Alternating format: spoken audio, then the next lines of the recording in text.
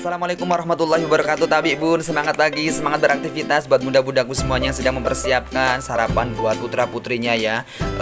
Dan semangat pagi buat anak-anakku semua yang siap menerima pelajaran pada pagi hari ini. Pada pagi hari ini kita akan belajar tentang fikih ya. Tentang fikih bisa dibuka di bab 3 halaman 28 tentang toharoh ya. Anak-anakku semuanya, sebelum kita mulai pelajaran pada pagi hari ini, alangkah baiknya kita berdoa kepada Allah Subhanahu wa taala. Mudah-mudahan apa yang menjadi hajat kita, keluarga kita semuanya selalu dilindungi Allah Subhanahu wa taala. Amin amin ya Allah rabbal alamin ya. Kalian bisa berdoa di rumah dengan membaca surah Al-Fatihah sebelum memulai belajar kita. Oke, anak-anakku semuanya, disimak ya di LKS di halaman 28 ya. Tentang toharoh. Di situ ada pengertian tentang toharoh. Apa itu toharoh? Secara bahasa, toharoh berarti membersihkan diri dari kotoran dan najis. Kemudian menurut istilah, toharoh adalah membersihkan kotoran atau najis dari tubuh yang menyebabkan tidak sahnya ibadah kita kepada Allah Subhanahu wa taala, ya, terutama ibadah sholat ya. Allah Subhanahu wa taala menyukai kebersihan karena kebersihan itu adalah sebagian daripada iman.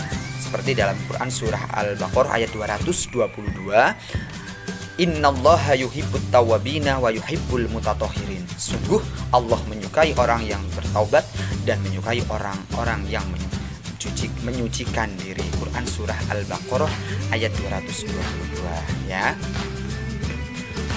Pada halaman 30 di situ ada macam-macam toharoh. Artinya ada dua macam dalam bersuci atau bertoharoh, yaitu bersuci dari hadas dan bersuci dari najis. Apa itu hadas? Yang pertama kita bahas ya. Hadas adalah merupakan keadaan tidak suci pada seorang muslim.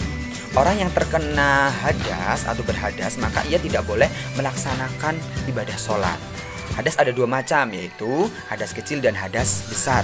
Hadas kecil merupakan hadas yang muncul karena buang air, baik itu buang air besar, contohnya kencing ya, atau buang air besar, contohnya BAB, atau buang air kecil, contohnya kencingnya itu ya.